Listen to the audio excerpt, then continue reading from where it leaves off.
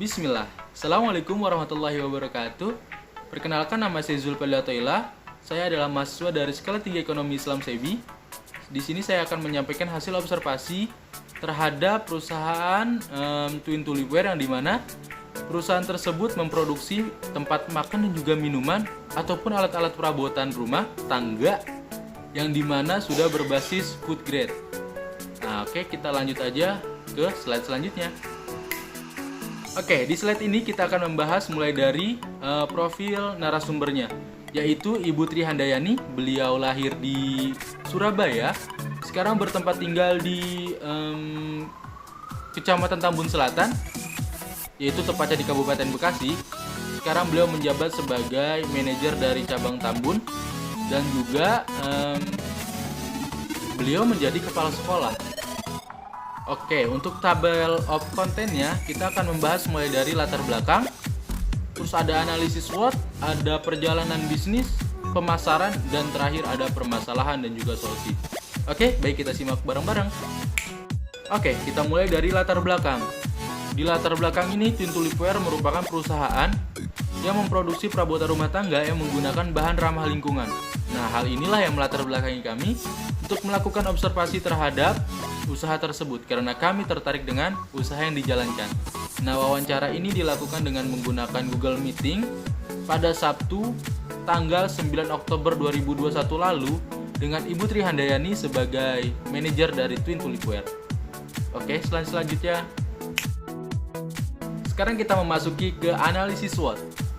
Oke, kita mulai dari S, yaitu strength, artinya kekuatan, yang dimana kualitas produk yang baik dan juga sudah bersertifikasi food grade. Nah, tapi produk ini juga cukup terkenal di kalangan masyarakat. Yang kedua, ada distributor yang handal. Yang ketiga, ada konsumen dapat menjadi member dengan mudah. Yang keempat, ada memiliki pelatihan bagi member-member yang baru. Yang kelima, ada lokasi perusahaan yang strategis. Dan yang terakhir, ada harga lebih terjangkau dari pesaing, tetapi kualitas tetap terjaga. Itu sih yang paling penting. Analisis SWOT yang kedua, yaitu ada kelemahan atau weakness. Yang pertama, belum ada di marketplace karena sistem penjualan masih direct selling, dan itu sangat disayangkan sih. Yang kedua, ada kurangnya periklanan karena masih menggunakan media cetak seperti katalog. Kalau ada media online kayaknya lebih asik. Dan yang ketiga, ada banyak yang menduplikat dengan kualitas rendah. Kayaknya memang sudah banyak sekali sih yang membuat produk-produk yang KW dari Twin Tulipware ini. Kita lanjut ke analisis SWOT selanjutnya. Nah, di analisis SWOT inilah yang paling penting sebenarnya, yaitu opportunity atau peluang. Nah, peluangnya mulai dari anak sekolah. Nah, anak sekolah, anak-anak, dia kalau jajan ataupun makan makanan di sekolahannya mungkin tidak bisa memilih di mana makanannya itu higienis, aman atau tidak. Nah, karena itulah mungkin para ibu di sini akan menyiapkan makanan ataupun bekal dari rumah yang dimana terjamin kehigienisan dan juga keamanannya. Ditambah lagi menggunakan produk-produk dari Twin Tulipware. Yang kedua, ada pekerja bagi orang tua, yaitu bapak. Mungkin ya, ini menggunakan Twin Tulipware yang dimana memang sangat menjaga juga untuk makanannya yang dibawa dari rumah. Karena mungkin untuk para bapak ataupun para lelaki yang bekerja itu sangat membantu untuk menjaga kesehatannya. Oke, yang ketiga ada ibu rumah tangga. Nah, untuk para ibu ini sangat membantu sih Twin Tulipware sendiri, karena memang Twin Tulipware sudah mempunyai produk-produk dari perabotan rumah tangga yang dimana sudah terjamin kualitas dan juga ketahanannya. Dan yang paling penting sudah bersertifikasi food grade. Oke, yang terakhir ada para traveler. Nah, untuk para traveler, perjalanan jauh pastinya membutuhkan tempat minum dan juga tempat makanan. Tapi tempat minum dan tempat makanan yang aman dan juga terjamin. Oke, selanjutnya analisis SWOT yang terakhir, yaitu threat atau ancaman. Nah, yang pertama ada peniruan produk yang didistribusikan. Seperti yang kita bahas tadi, memang dari Twin Tulipware sendiri banyak sekali emang para pesaing yang membuat produk-produk tiruan ataupun barang-barang KW. Yang kedua, ada bertambahnya jumlah pesaing. Semakin lama pasti akan semakin bertambah untuk pesaingnya. Yang ketiga ada kemerosotan daya beli masyarakat. Nah, untuk yang ini mungkin terjadi di musim pandemi karena memang jarang masyarakat yang keluar dari rumah.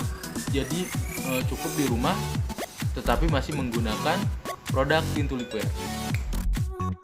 Table of content yang ketiga yaitu perjalanan bisnis. Nah, untuk Twin Tulip Wear sendiri dia berdiri sejak tahun 2000. Twin Tulip Wear menawarkan berbagai produk plastik yang fungsional dengan basis sistem pemasaran care and grow.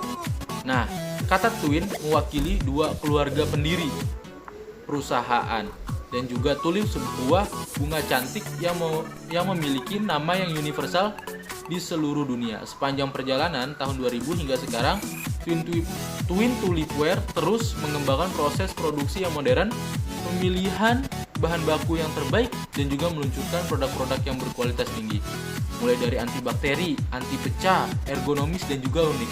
Seluruhnya produk dan program pemasaran yang dikembangkan mengacu pada bentuk kepedulian Twin Tulip Wear terhadap program pemerintah mulai dari membuka peluang kerja sampai kelestarian lingkungan hidup di mana kita berada.